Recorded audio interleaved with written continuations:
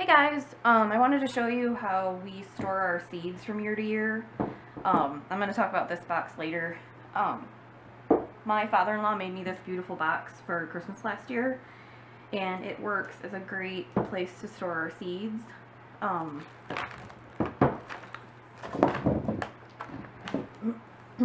These are all the different varieties of seeds that we have. These large tinfoil type bags or silver bags are from Seed Savers Exchange, and they're just bags that hold like a large quantity. This is Bloody Butcher corn, which is a popcorn. This is Lemon Queen sunflower, which we plan on planting a whole field of sunflowers. And this is more popcorn. But how I store our seeds from year to year is I keep them in Ziploc bags per category. So this is like all sunflower varieties. And I also make these little cornstarch sachets. And moisture is the enemy of seeds. Also real hot temperatures. So our house is always pretty cool. But I have sunflowers, and I have, these are all of our beans. I actually don't have anything in here. I just kept this packet because I really like the things that we grew. These are all gourds and squashes and pumpkins. We have peppers, carrots. This is all herbs. Beets, radishes. This is sort of like a mix of odd things. I have okra and artichoke, Swiss chard, and then this pumpkin on a stick. It's in the eggplant family. I'll put a link. I've actually written a post about growing these. But if you take good care of your seeds from year to year, they'll germinate, and you can keep them for quite a few years, and they'll still be viable. And this is watermelon and some different corns.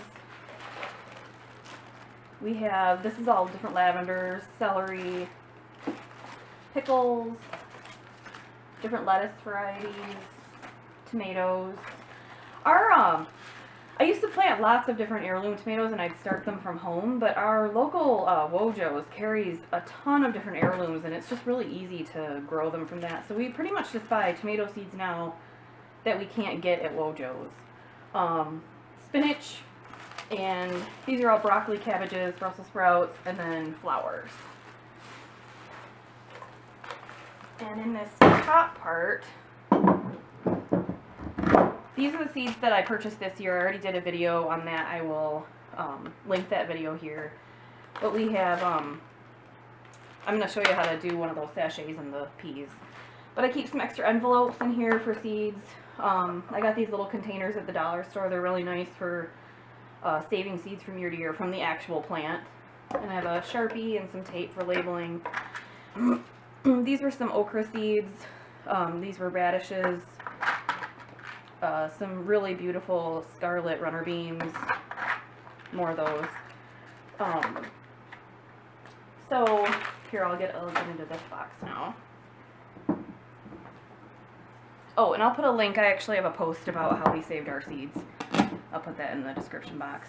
And in here, I have like larger seeds that we've saved. I have one of those sachets, but this is more of a substantial one. It's made out of fabric, and it has cornstarch in it.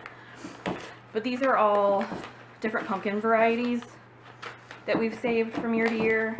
And pretty much I let the pumpkins cure, and then I extract the seeds, and I let them dry out on a paper plate until you can snap a seed in half and it cracks clean.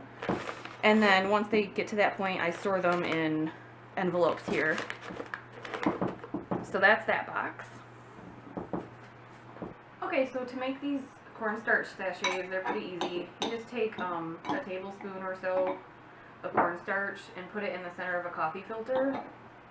And cornstarch just helps to dry everything out, so if there is any moisture trapped in like the Ziploc bag that I have the seeds in, it just takes care of that. And I just use a rubber band or a hair tie and wind it up, and then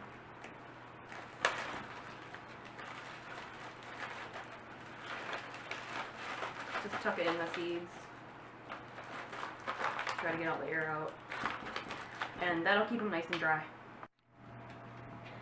Every year I also make a table so that when we always go to the Wojo's half off seed sale, and for quite a few years I'd forgotten what we have, and I've bought way too much, or I've bought twice the seeds of something that we already have at home from the following year.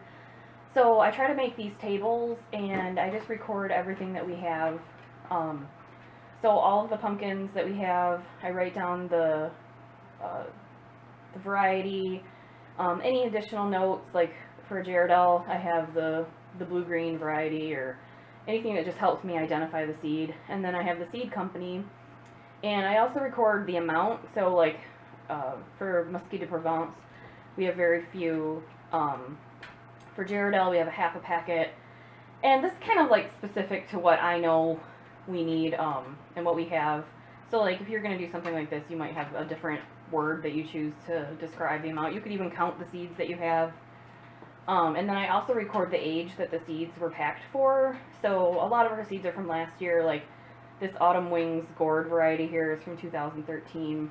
But I also do it for pumpkins, melons, tomatoes, all of our broccoli and cauliflower, our lettuce, spinach, peas, corn, bean, basil, and then I have like a little miscellaneous section for like eggplants and okra, which we don't really grow a ton of, sunflowers, flowers, and lavender. And so after we plant everything for the year, I'll update this list for next year, and we'll be all set to buy our seeds for 2017.